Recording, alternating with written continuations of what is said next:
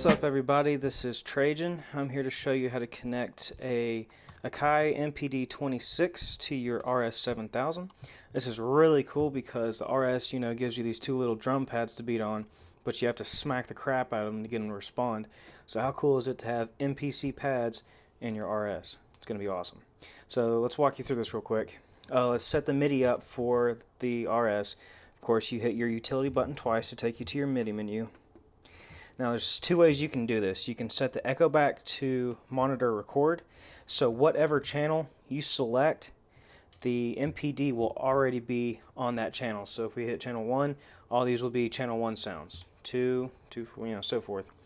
I like to have it set off because I like to have a little bit more control over it. And then of course there's MIDI control in, everything else is pretty standard. Hit exit twice. Now, let's come over here to the MPD. It comes preloaded with a bunch of presets. You're not going to need any of these unless you have some of these softwares. There's Lives in there, or Reason, Cubase, so forth. But there are generic ones starting at 17. I already made one for that. So I'll start with a fresh slate just to show you how this works. Hit enter to load. Just push the button in. Now, so this is already mapped out to MIDI channel 1. You can see on there, that's that channel 1 right there.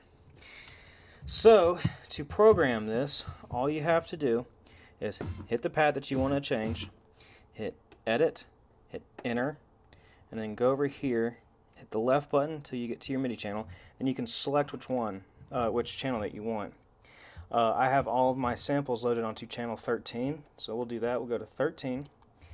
Go over here to change what note we're hitting on there. I start all my sampling at E0 because I learned from watching Slick Derelic. That is a good way to go about it if you're not doing that. And that is CC note 29. So I hit enter. And now this tab is the sample that I have in there. And I can do that. I'll show you where that is over here. I guess that's F0, my bad. So 28 would be, yeah, anyway, you got it. Sorry, confusing you guys.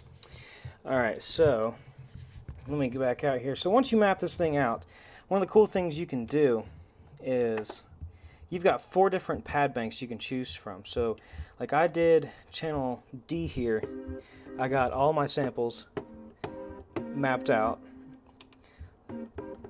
to these pads, and then I've got drum kicks from my MIDI channel 1 on here, so you can do that whole finger drumming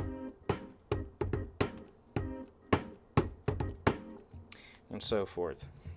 So that's basically it. Oh yeah, there's one other thing I wanted to show you. The up faders. You can control those to be volume faders on your tracks. So let me show you here. Hit play. Alright, so my beat's rolling right now.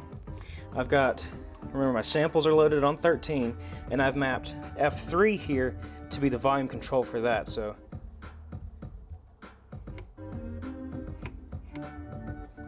which is pretty neat. You can map it to a range of things if you want. I'll show you how to do that real quick because that kind of took me a minute. You have to look in your manual to see which control channel you want to send these up faders to. So we'll do F6. We'll map that to it. So you move it, you get that one loaded up in there, MIDI channel 16, hit edit, control change, hit enter, and 7 is the volume control number for each track. So if you want that to control the volume for channel 16, which it was set at 16, you would set it up that way. We want to do 13, so we'll do that. 13A, hit enter, and back out. We'll hit play again. Alright, so now, and then it's mapped. Pretty cool. So that's basically it. You can map all of these controls to be different knobs on your RS. Say if you just don't want to beat the crap out of these knobs, you can go ahead and work those one over, and yeah, just whatever you want to do. But it's just real convenient to have MPC pads into your RS. I think this is a good investment. So go for it. I hope this helps. If you have any questions, write me or leave a comment below. I'll try my best to help you out. And keep rocking the RS, y'all. There's one more thing I wanted to toss out there. I got to give a shout out to Zemizers, Slick to Relic, and HIC Studios. Appreciate all the videos you guys have made, and I know it's helped a lot of other people, you know, with working on the RS. Zam, I know you're in there every day in the forum watching, helping everybody out with that. That's awesome. HIC, I know that you don't have your RS anymore, but you still made those videos, and that helped a lot of people. And Slick, you've always been a good supporter of anybody who comes, you know, out with some RS. You always got answers for questions and stuff. I see you commenting on people posting stuff on YouTube.